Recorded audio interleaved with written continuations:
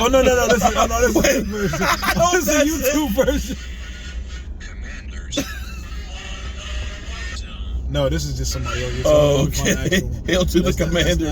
What's up, good people? Mark Holmes here, of course, with my son Rio. What's going on, y'all? Oh man, we are going to the command center to watch practice. Not the game. Not the game that we love. Practice. We talking about practice. So I'm going into the belly of the beast. Okay, is that like hog bellies? I do like bacon. Hey, we need to let the hog thing go, but yeah, he's coming to watch the future NFC East champions practice today. You know, to get a taste of what our training camp's looking like after he just got to see what Dallas's look like up close. Yeah, you know, I can tell you right now, it says 80 degrees already, and I don't think we got anywhere close to 80 out there in Oxnard. My question will be, actually, is that an advantage for you guys because you're practicing the heat, that you're working in a sauna, you know, and you're getting that extra, you know, fat melting off of you guys as opposed to being perfect conditions? Because, you know, Jerry Jones says, hey, we're smart because, see, we're in perfect weather so that way we can get more work done.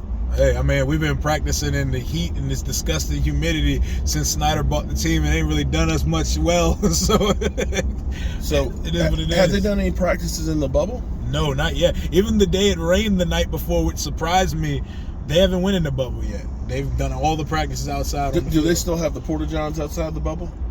There's still some out there. There's still some out there. Okay, so it's going to be a fun morning. I've been talking to Rio about how his team looks. He's saying that Carson Wentz doesn't look as bad as everybody makes it out to be. Yes, he throws a couple of interceptions every day. Yes, there's some times where he doesn't throw a couple of interceptions every day. He misses some guys high. That's the main thing. He misses some guys high, but God rest his soul, he doesn't look like the Haskins and some of the Kyle Allens and guys that we've thrown out there. He misses some guys, but he hits on all the throws that we haven't seen any quarterback capable of since Kirk left. So I'm cool with Carson, flaws and all. So you're definitely saying that Carson Wentz is a major upgrade over significant. When we go out to practice today, watch the difference when Carson's out there versus when Taylor's out there, and watch the plays that are being called. It's a significant difference. Well, here's my question for you. Now, I have said that Washington is like the Bermuda Triangle when it comes to quarterbacks. It really is. That quarterbacks come in and they disappear. Yep. Do you have faith that Carson Wentz will actually be able to get beyond that curse?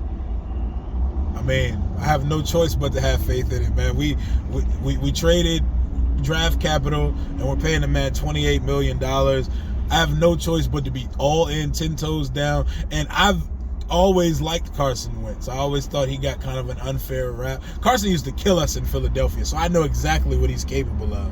But I think he's going to be the guy who breaks the mold here. We haven't had a quarterback throw for 30 touchdowns since Sonny Jurgensen in '67.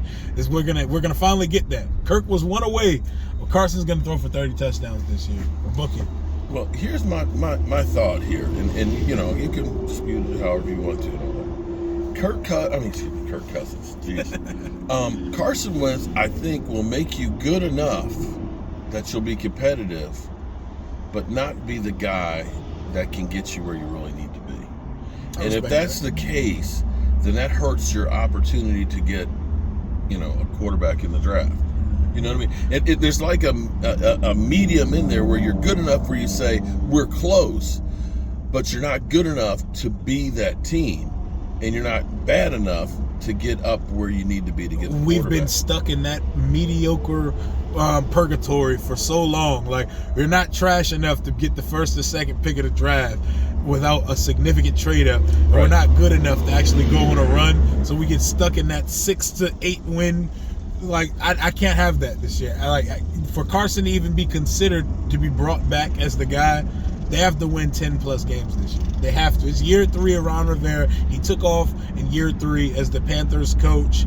He said it takes 3 to 5 years to build a culture. We're now in year 3. You have a starting quarterback. You're not rolling through a bunch of journeymen. We're not starting a backup XFL undersized, no-arm ass quarterback this year. Whoa! Go out and win some games. Go out and win some games. The defense, Jack Del Rio's on his last legs as the defensive coordinator here. It's time to see them perform, because on paper, I've been told for years, oh my God, Washington has all these first rounders. They're the greatest D-line in the league. Show me that, because I haven't seen it yet.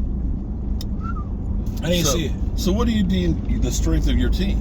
What do you look at and say, we're good here? It should be our defensive front should be unstoppable. They should be penetrating offensive lines and sacking quarterbacks on a regular basis. They are the heartbeat of the team. Deron Payne, Allen, Sweat, and when Chase comes back, and we even have good depth behind Chase this year, that should be the unit. And including our linebackers. Cole Holcomb is a really solid linebacker. Are we going to get something out of our first round pick from last year, Jamin Davis? He looks a lot better in camp. He looks like he's not thinking as much, and he's just moving freely this year. So we got to see. If he plays like his confidence exudes, he could be a guy. But he has this, he thinks he's Micah Parsons, and he's not. Okay. He's a confident guy, man. I need to see it on the field, though. And so, do you believe that you guys are winning the NFC East? Do you believe that you're better than the Eagles?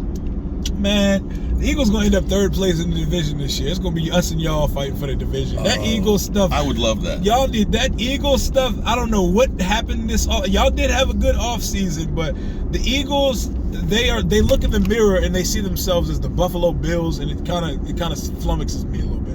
I don't get it. I don't get it either. But like I said, for me, I would say, yeah, we've done some things to improve and all that. We'll see how it goes. But no, they're all in. That Philly 500 has gone on board saying the floor is the NFC East Championship and the ceiling is the is basically the conference championship.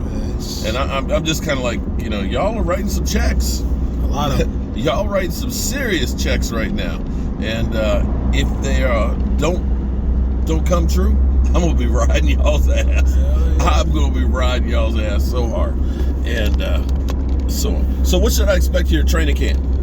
The usual, players moving around, some good energy. It's a game week, so I'm curious to see how live they go during the team portion of practice, how much they're hitting, because it is a game week. Preseason or not, it's game week. Ron said we're going to see the starters on Saturday, so we are going to see Wentz for a couple series. Last year we saw some Fitzpatrick during each preseason game. Versus our second preseason game, he played a whole half. So he played more in preseason than he did during the season? Yes, yeah, absolutely. Again, the Bermuda Triangle of quarterback.